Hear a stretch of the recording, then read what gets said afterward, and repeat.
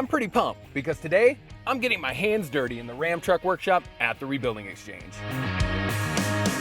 We are with Alex Enerson. Alex, I don't think I've ever seen this many power tools in the workshop at one time. You got something creative for us today. Today we're gonna do a little project where we make a coffee table out of an old door. A door turned into a coffee table. This I have to see to believe. Why would somebody want to chop up a door and make a table out of it? They're extremely well made. You can cut it up and make something awesome. Alex has me convinced that this is a worthwhile project, but I'm just not sure I can handle it, especially after he goes through the long supply list. We'll need safety gear, a tape measure, a marker, a bunch of clamps, a drill, drywall screws, and a hammer, not to mention some power tools. Jigsaw is going to be for making the slot notches, which we'll get to. Circular saw is the workhorse of today's project. Alex pulls out measuring tools, including a speed square, a T-square, a framing square, and a metal straight edge. One final supply rounds out our list, an old wooden door. It's definitely seen some use, but it's still real strong. And so I guess we should clear our workspace a little bit and start cutting. Sounds good, Alex.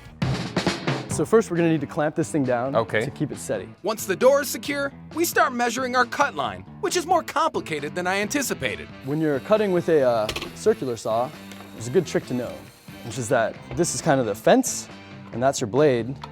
You wanna check your saw so you can get the distance between your blade and your fence, because that's how much you're gonna have to offset your cut by. Which means I can take my mark, move it back 1 1/4, so right about there.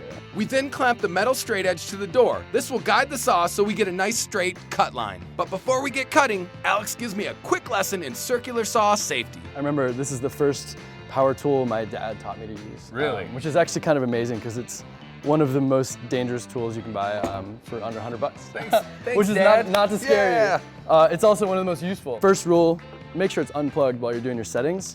Never want to change a blade or set the depth or the angle with the saw plugged in. Oh, that makes sense, yeah.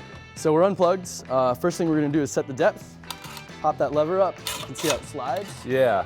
We want it to be basically deep enough to cut the door, not too much deeper, and lock it back down. Even with Alex by my side, this tool is still a bit intimidating. I'm happy when he says it's time to safety up. Then, it's finally cutting time. Let's do it.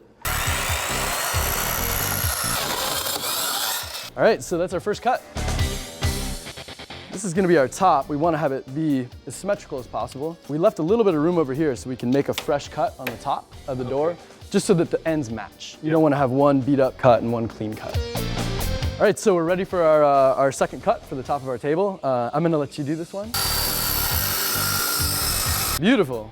Like Thank you. like an old pro. I'm kind of pumped. Actually, adrenaline rush using a power tool like that. Let's take a break while I come down from this power tool high. When we come back, we'll cut the legs to go with this tabletop and see if this door will turn into a coffee table after all.